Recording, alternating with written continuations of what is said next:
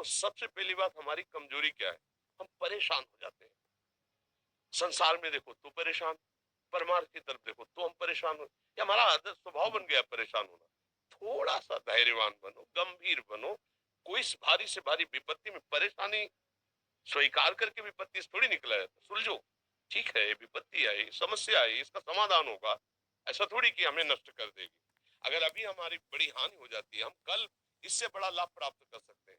हमको एकदम बिल्कुल गंभीर रहना है, इतने कमजोर नहीं बन जाना। अब वो गए तो क्या होगा, अब वो वस्तु गई तो क्या, पद गया तो क्या होगा।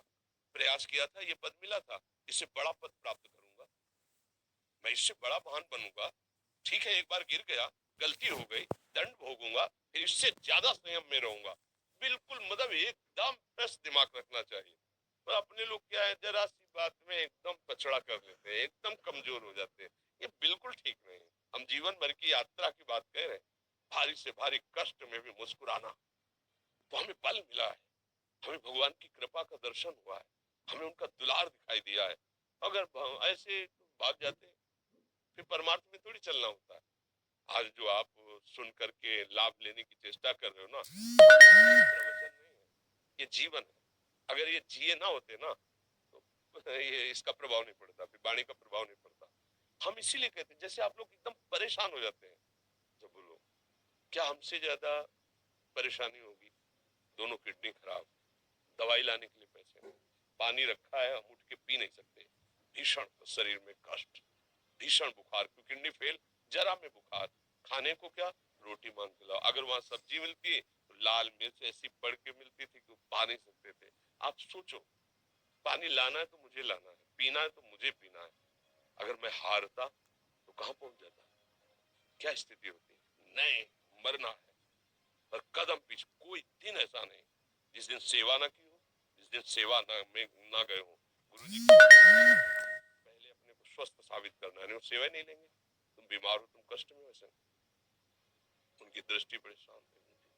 सेवा की, आके लेट गए, फिर हिम्मत की, अपनी श्री जी की सेवा की, मधुकरी नहीं गए, तीन तीन चार चार दिन भोजन नहीं गए, पर सेवा नहीं छोड़ा, दिनचर्या नहीं छोड़ी। और उसका प्रधान कारण संयम, ब्रह्मचर्य, भगवत आश्रय, नाम जब, कभी हारने नहीं दिया। अभी भी थोड़ी देर बाद डायलिसिस शुरू हुआ, हारने, आपको हारे हुए नजर आ रहे हैं। शरीर में पीड़ा है, किडनी फेल है, ऐसा थोड़ा स्वस्थ बैठे हैं, पीड़ा है, बार बार प्यास लगती है, थोड़ा थोड़ा पानी मिलता है, हर, लेकिन हम आनंदित हैं, हम प्रसन्न हैं, हम लड़ाई में हारे नहीं हैं, ना हारेंगे, हम जीत चुके हैं। हम अपने मालिक के भरोसे में अपना सब बात, तो वो, ये हम अपनी बड़ाई नहीं बता रहे, हम आपको बता रहे समस्या।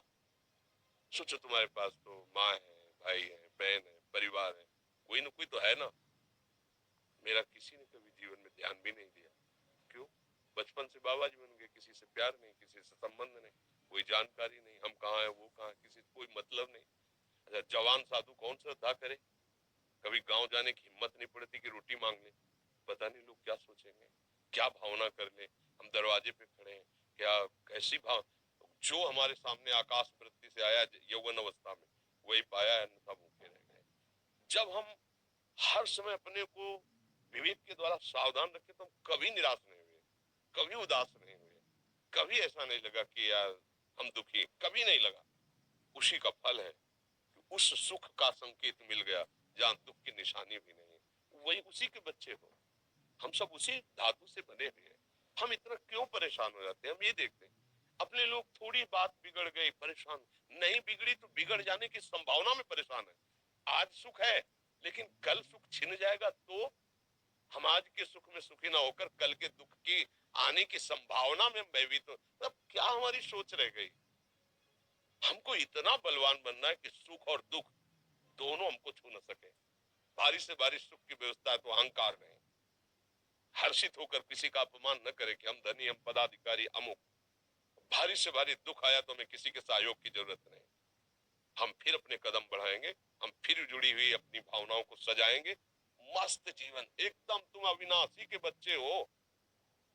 शेर का बच्चा भेड़ों के बीच में फंसकर म्यों म्यों बोल रहा है, बस अगर दहाड़ना सीख जाए तो कोई भी उसे परास्त नहीं कर सकता।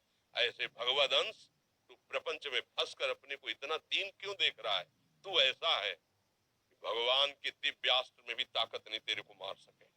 तू अविनाशी का अविनाशी बच्चा है, विनाशी भोगों को, विनाशी शरीर को मैं मान के इतना भयभीत, इतना दुख, ठीक नहीं। ये सबके लिए, केवल एक के लिए नहीं। आप समझो, आप लोग सोचते हैं हम गृहस्थ होकर भला ऐसी स्थिति कैसे। जनक जी सुखदेव जी के गुरु हैं और राजा हैं, महल है, रानियां हैं, नौकर है, चाकर।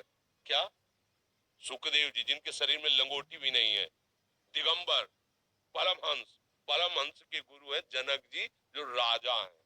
समझो आप ऐसा ना सोचे कि अब नौकरी कर रहे हैं, हम संसार में, हम गृहस्थ हैं, हम अध्यात्म की ऊंचाई पर नहीं चढ़ सकते। नहीं, आप एक सरकारी नौकरी या आप किसानी या व्यापार करते हुए आप एक अध्यात्म की ऊंचाई में चढ़ सकते हैं। और अध्यात्म ही है